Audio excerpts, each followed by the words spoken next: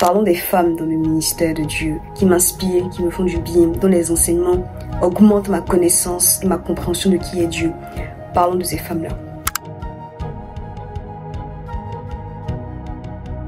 L'objectif de cette vidéo n'est pas de débattre de si les femmes peuvent prêcher ou pas, de si les femmes peuvent avoir des postes d'autorité, de si les femmes peuvent manifester la puissance de Dieu ou pas. Je ferai par la grâce de Dieu une vidéo globale, plus précise sur ce sujet, quand j'aurai la conviction de Dieu de le faire. Mais vous vous doutez bien que si je parle de certaines femmes qui m'inspirent dans le ministère, c'est que je crois qu'une femme peut être dans le ministère de Dieu tout en respectant l'autorité qui a été établie dans l'église. Donc, la vision de cette vidéo est juste de parler de certaines femmes qui me bénissent particulièrement, dont les enseignements viennent de Dieu et par lesquels le Saint-Esprit passe pour me bénir.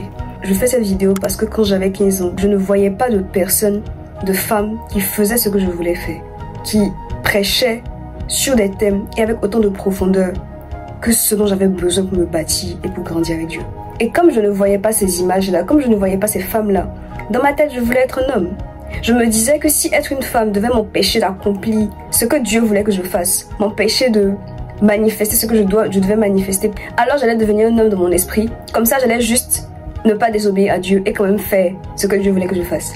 Peut-être qu'on ferait une vidéo plus précise sur ça, mais à un moment donné de ma vie, I really thought that I should have been a man pour être capable de faire ce que je me demandais de faire. Faire les choses que je me voyais faire en vision, les choses sur lesquelles je rêvais, les choses sur lesquelles le Saint-Esprit est en train de m'enseigner. Je ne voyais pas de femme en train de le faire, donc je me demandais si c'était possible en fait de le faire. Donc cette vidéo, c'est juste pour parler de ces personnages-là, de ces esprits appelés femmes que Dieu utilise pour displayer sa parole. Est-ce que Dieu n'utilise pas des hommes pour enseigner sur les profondeurs? Bien sûr que si. Et les enseignements que j'écoute ne sont pas seulement de ces femmes-là. La façon dont je suis formée ne vient pas seulement de femmes. Mais c'est juste pour mettre de la visibilité sur elles parce qu'elles sont incroyables. Et que je suis honorée qu'il existe de telles femmes dans cette génération qui nous bénissent et qui me font me rendre compte que c'est possible de faire ce qu'elles font. Bien sûr, si c'est ce que Dieu te demande de faire. Ok? Let's talk about them. La première femme que je veux mentionner et qui me bénit énormément actuellement, c'est Izzy Ikenegba. The amount of fallen angels that came down with him have not multiplied. It's still the same number. So he has to be very intelligent and create a system by which he can multiply darkness. And so he doesn't have to attack every generation. He just needs to program the first generation to believe. Oh boy. Shoot. Culture is what carries captivity through generations. And so when one generation agrees with a captivity mindset, they teach the next generation. And by the fourth generation, nobody questions it because it's culture. But being female is a gender, but a woman is an office in the realm of the spirit. Whoa. You can get the body of a woman, but you cannot have the office of a woman. Jesus. Because the office is given and designated by God. Je la mettrais dans la catégorie des prédicatrices. En tout cas, c'est pour ça que je l'écoute, pour ses prédications, pour ses messages. C'est une femme nigérienne qui est à la fois une chef d'entreprise et qui prêche l'évangile. Elle a une société de services pétroliers et de gaz qu'elle conduit. Elle fait également des speeches sur l'indépendance financière, sur comment gérer ses finances. Et elle prêche sur le rôle des femmes, la vision de la femme bibliquement. Not like in the world. Pas ce que le monde dit, pas la vision de la femme et de la féminité et de ce que c'est qu'une femme selon le monde, mais vraiment biblically. Mais ce n'est même pas les raisons pour lesquelles je la suis. Je la suis à cause de la profondeur de ses enseignements.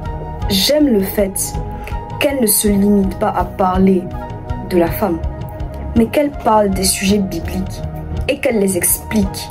Et que ça se voit que c'est fondé pas seulement sur sa connaissance et de la révélation de la parole, mais également sur des expériences prophétiques qu'elle a. J'aime le fait qu'elle est à la fois dans la connaissance et la révélation de la parole, mais également dans des expériences surnaturelles et prophétiques qui fondent et qui font ce qu'elle est. Je l'ai connue, je pense, dans un podcast qui s'appelle The Deep End by Taylor Welch. Je vous mettrai les liens en description.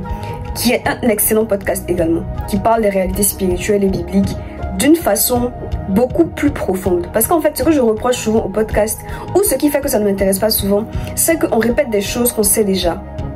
C'est pour ça que je préfère écouter des enseignements de personnes établies, de prophètes, de pasteurs, d'apôtres, d'évangélistes, qui me bénissent et j'apprends plus sur la parole de Dieu. Souvent dans les podcasts, on répète des choses qu'on sait déjà de la Bible, et je trouve que ça n'a pas forcément de valeur ajoutée. Je ne suis pas en train de dire que c'est le cas de tous les podcasts, mais c'est mon ressenti personnel. Par contre, avec The Deep End, c'est vraiment The Deep End. J'aime beaucoup le concept. Parce que la personne invite des personnes qui vont expliquer les mécanismes du fonctionnement du monde spirituel. Et la vidéo dans laquelle elle a prêché et dans laquelle je l'ai découverte, je crois, c'est une vidéo où elle parlait des generational trauma. Elle expliquait vraiment ce que c'était. Et en fait, des fois, on dit des choses en tant que chrétien, mais on ne comprend pas vraiment ce que c'est. On ne sait pas ce que c'est que les générationnels, on ne comprend pas la portée. Et c'est pour ça que souvent, on limite, on méprise certaines choses, parce qu'on n'a juste pas les révélations sur le sujet. Et j'ai vraiment aimé la façon dont elle a expliqué, because it was clear. J'ai aimé sa sagesse et son intelligence. J'ai aimé la façon de s'exprimer. J'ai aimé que quand elle parlait, elle expliquait des expériences surnaturelles qu'elle avait eues dans le ciel. J'ai aimé qu'elle parlait de comment elle rencontrait certains anges, de comment elle rencontrait Dieu, de comment ces expériences surnaturelles-là, couplées à la parole de Dieu, ont pu l'aider à mieux comprendre qui était le Seigneur et son appel dans les nations et dans le monde. Je la trouve incroyable. She's so cute. She looks like a mother. Like a mother. Ah, she's so wise. She's so wise. Et comme j'ai dit, c'était rare pour moi de trouver des femmes qui prêchaient d'autres choses que ce que j'entendais déjà. Qui prêchaient pas forcément d'autres choses, mais qui prêchaient avec autant de profondeur que ce dont j'avais besoin pour me bâtir et pour grandir. Et je suis contente, honorée, heureuse, reconnaissante au Seigneur Jésus-Christ de lui avoir permis de pouvoir obéir aux instructions que Dieu lui donnait. Parce qu'à la fin de la journée, c'est le Saint-Esprit qui donne à chacune de ces femmes-là d'obéir à sa voix pour qu'elle fasse ce qu'elle doit faire. J'aime son courage, j'aime son audace, j'aime le fait qu'elle soit impliquée dans d'autres choses en fait que le ministère. Parce que toutes les femmes ne vont pas être appelées dans le ministère. C'est rare, c'est pas tout le monde. Mais les exemples que je vais vous donner également, il y en a. Parce que je me demandais si ça existait. Et j'aime le fait qu'elle correspond également à ce type de femmes qui vont prêcher la parole du Seigneur, mais qui auront d'autres impacts également dans d'autres domaines de la société. Parce que c'est une catégorie de femmes qui existe dans cette ère et qui va s'élever encore. Et j'aime que ça existe parce que la Bible dit il y a des chemins qui ont été tracés. La Bible dit d'honorer les pères, d'honorer les personnes qui étaient là avant nous, d'honorer les devanciers. Voir un devancier, voir une personne qui a déjà fait ce que tu aspires à faire, te fortifie. Josué a vu Moïse et il a pu ensuite suivre Moïse. Élisée a vu Élie et il a pu ensuite perpétuer son ministère. Les apôtres ont vu Jésus et ensuite ils ont perpétué ce qu'ils ont vu, ils ont fait plus. Le fait de voir des personnes qui sont déjà établies, de voir des chemins, de voir des voies, permet à la jeunesse, à la jeune génération de pouvoir suivre ces voies. C'est pour ça que je cherchais activement des personnes, des femmes qui représentaient ce que je me voyais faire selon la vision de Dieu. Et I was glad to meet her. I've never seen her with my eyes, but she blessed me. Et je voulais mettre de la visibilité sur ça. Je voulais qu'on la voie, je voulais qu'on sache que she exists. Encore une fois, c'est au Saint-Esprit qu'on rend tout l'honneur parce que c'est lui qui parle au travers de cette femme-là. Voilà. Deuxième personne qui me plaît en ces niveaux. Et cette fois, c'est on va dire chez les chantres, dans la musique. C'est Abe Ojumu. Je pense que beaucoup de personnes la connaissent.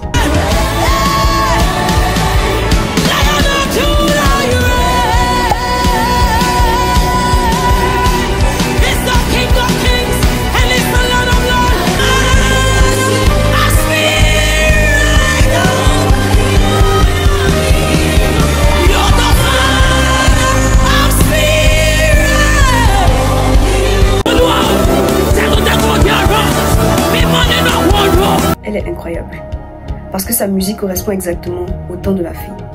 Les sons qu'elle produit, en fait, elle est beaucoup dans les sons, même quand elle parle en langue, même dans les chansons qu'elle chante. C'est comme des sons de guerre, c'est comme des sons de retour, d'avènement de quelque chose.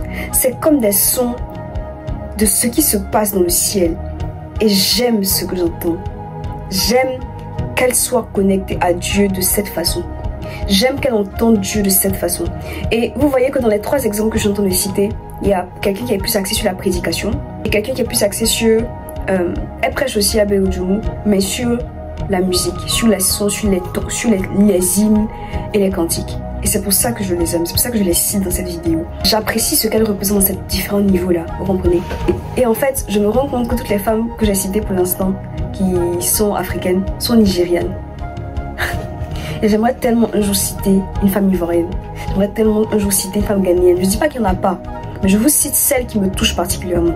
Je vous cite celles qui me parlent plus moi-même. pouvez toujours me dire en commentaire des recommandations pour que je puisse regarder. De toute façon, on va analyser le Saint-Esprit et examiner.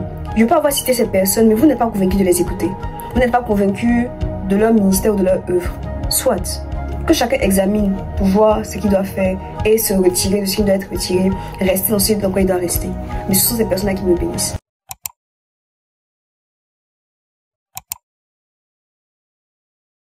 How can you be sure that some guy didn't just write this whole thing and then come to you and say that, hey, God gave me this revelation? We need some sort of test. And a very good test would be to ask this question. Is there anything in this book that could only have come from the mind of God? What about the cross-references? This is all the cross-references that we have in the Bible. 64,000 cross-references. From Genesis all the way to Revelation. The meta-narrative of the Bible is saturated in Jesus Christ. How are we seeing Jesus Christ in the first pages of Genesis 1,000 years before he came? I am confident that this is the true word of God. Ce ne sont pas des personnes que tu écoutes juste parce que tu es une femme.